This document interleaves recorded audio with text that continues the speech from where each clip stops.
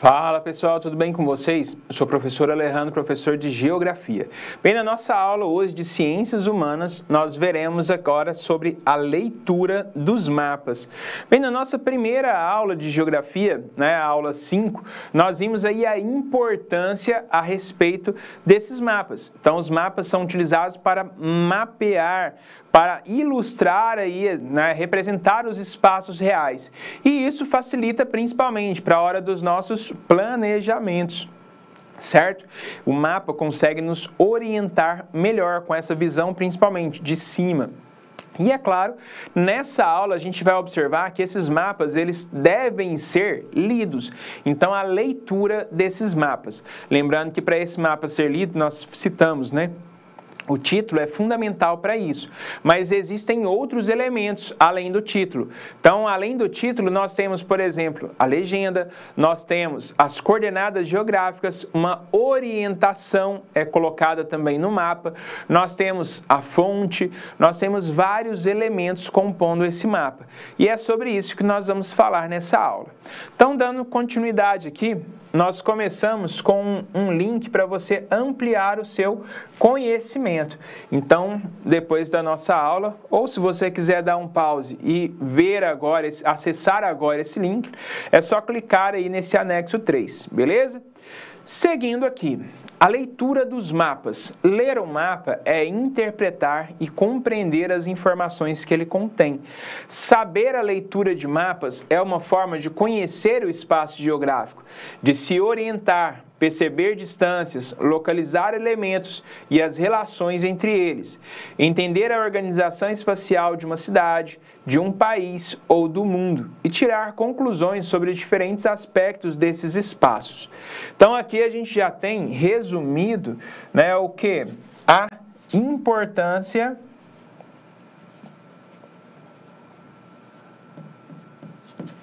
dos mapas.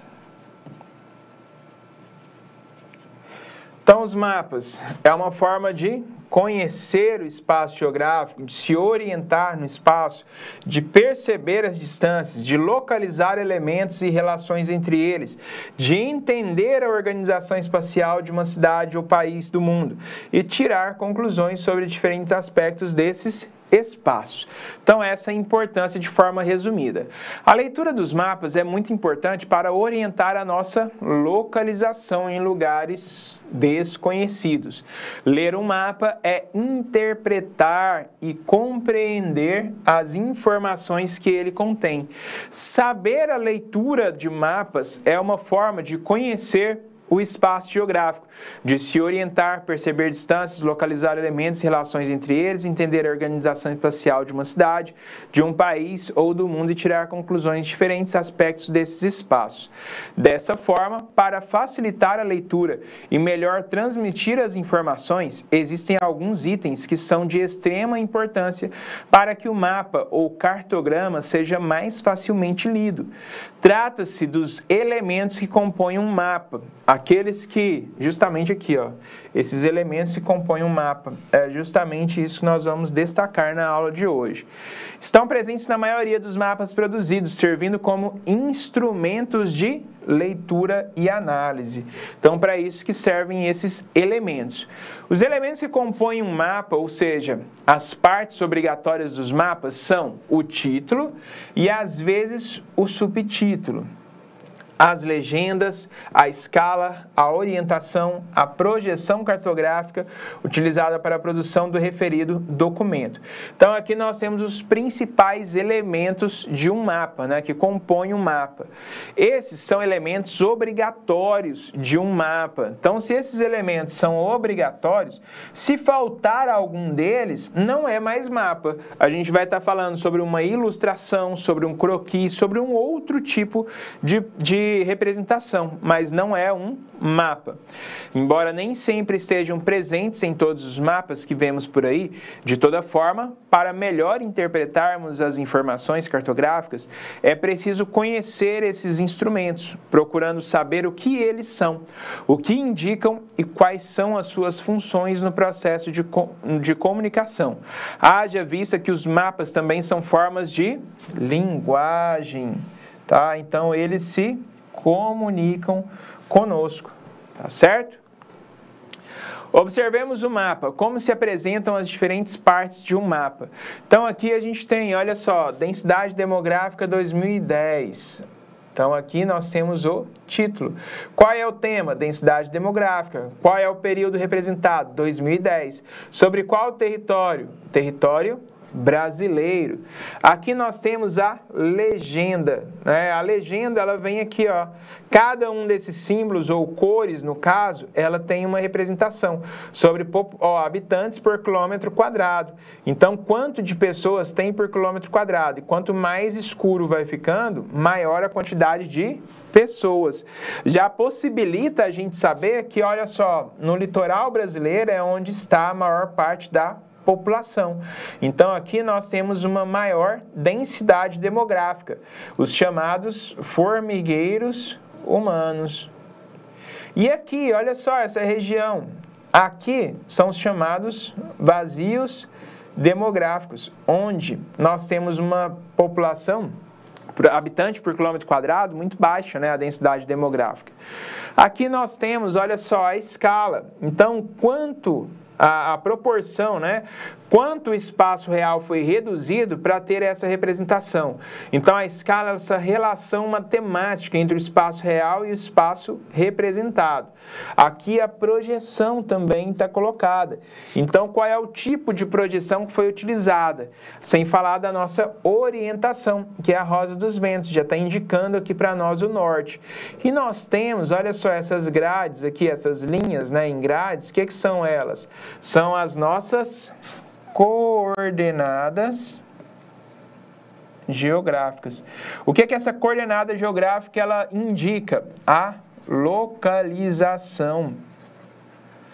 Então, a localização exata, né, a partir dessas coordenadas geográficas, que são colocadas em graus, minutos e segundos. Tá informando aí para nós a partir da latitude e longitude, que nós veremos mais à frente. O título, que por vezes vem acompanhado de um subtítulo, é o indicador do tema retratado. Então, indica o tema, quando se trata de um mapa temático. Lembrando que todo mapa é temático. Em mapas históricos já é um tema. O título também costuma indicar o ano ou o período que o espaço representado. Para que se faça uma correta leitura de qualquer cartograma, a primeira coisa a se fazer é sempre ler o título e compreender o que ele indica. As legendas, então aqui o segundo elemento, né? Já foi o título, o segundo elemento a legenda. São significados dos símbolos existentes nos mapas. Esses símbolos podem apresentar-se em forma de cores, ícones, rachuras, pontos, linhas e outros. Alguns desses símbolos apresentam padronizações, como o azul para representar a água, o verde para florestas e áreas verdes. Linhas com traços para representar ferrovias, aviões para representar aeroportos, entre outros inúmeros exemplos. A escala essa relação matemática, né? Relação matemática entre espaço real e a representação desse espaço no mapa. Ela, portanto, aponta a quantidade de vezes que uma área teve de ser reduzida para caber no local em que o mapa está representado. As escalas podem ser gráficas ou numéricas. A escala numérica apresenta-se em números de uma divisão e a escala gráfica apresenta-se conforme uma representação de linhas e traços, como se fosse uma régua. Orientação cartográfica indica os pontos cardeais que são necessários para que o leitor tenha uma correta noção da posição relativa da área. Essa relação aqui das orientações, nós vemos aí o... Deixa eu chegar aqui. Essa orientação, ela é dada pela rosa dos ventos. Então, aqui, pontos cardeais, colaterais e subcolaterais presentes na rosa dos ventos. Então, ali no cantinho, nós temos ela maior e aí os pontos cardeais. Pontos cardeais, eu vou colocar aqui, ó, em vermelho.